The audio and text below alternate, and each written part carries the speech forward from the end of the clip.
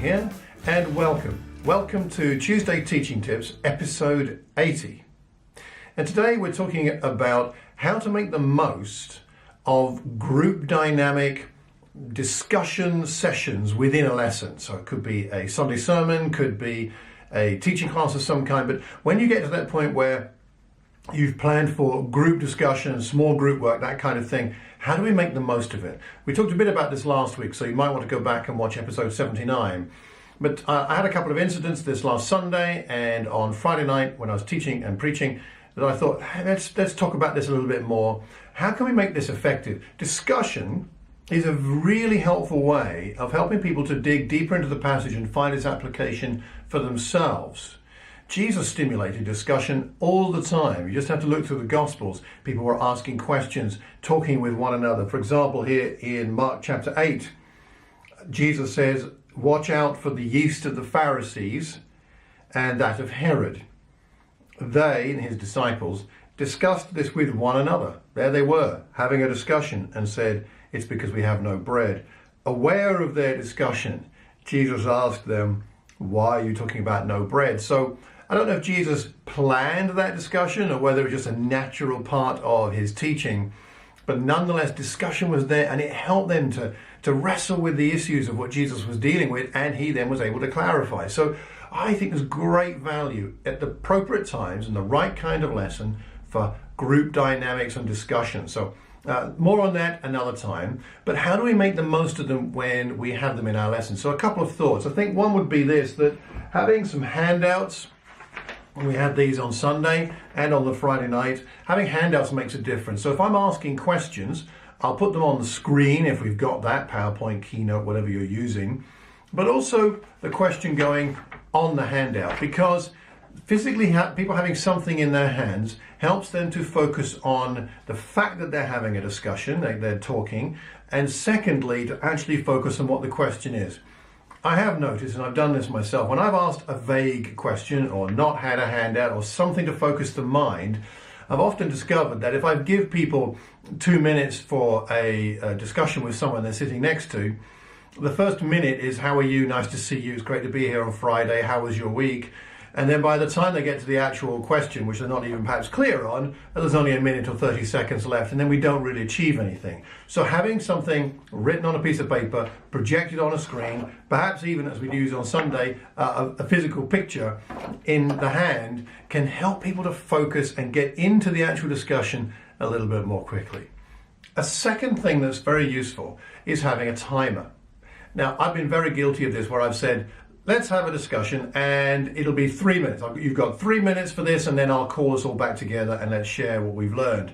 And 5 minutes later, 6 minutes later, it's ongoing. I've lost track of time. I haven't noticed how time's gone and people are having a good discussion, but then the lesson is drifting and I have to cut bits out of my lesson. I haven't been disciplined. So a timer can be useful. How does that work? Well, I'm going to pause here and insert a video of something I prepared earlier to show you how to insert and use a timer. Here's a quick demo of how to insert a countdown timer into a Keynote presentation. The steps will be very similar for PowerPoint. First of all, I looked online. Here we have a free edition for countdown timers for Keynote. We need to open it, so we'll go to here and open a Keynote presentation which has a selection of timers on it. I'm going to go for the 5-minute timer here. We select it, we copy it, we go across to the slide where I want to use it, we insert it. I'll drag it to where I want it to be. Now, it's 5 minutes, but I want 2 minutes. So we go over here to trim it down. Let's see if we can get it dead on 2 minutes.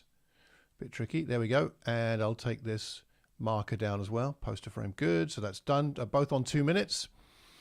So in the presentation, I looked at the prayer in the book of Acts and different things that happened when Christians gathered together. And then I posed this question: what did those corporate worship times achieve for the church? And I wanted people just to speak to the person next to them for 2 minutes and discuss this. So here's the timer, 2 minutes, which will help people focus and helps me also be disciplined in ending the time of small group discussion. So the slide looked like this on screen. When I clicked one more time, the timer began to count down. At the 1 minute mark, I said 1 minute to go. And again, about 30 seconds or 20 seconds to go, I said how much time was left. And then at the end of the 2 minutes, right, let's see what we've discovered. Let's have a bit of sharing. So that's how that works. There are lots of different types of timers and countdown software you can use, but that's one that I use and I found very useful. And I hope it's helpful for you as well. It just helps people focus and helps the speaker be disciplined about that slot of time.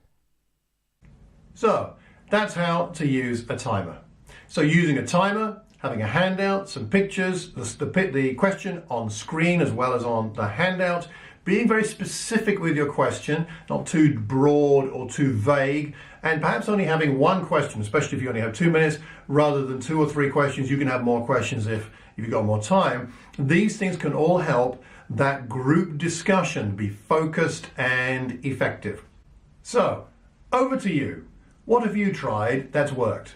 Or what have you seen other people do that's been very helpful? I would love to know your thoughts, and so would everybody else who watches these or listens to these recordings. So please leave a comment wherever you hear or see this recording.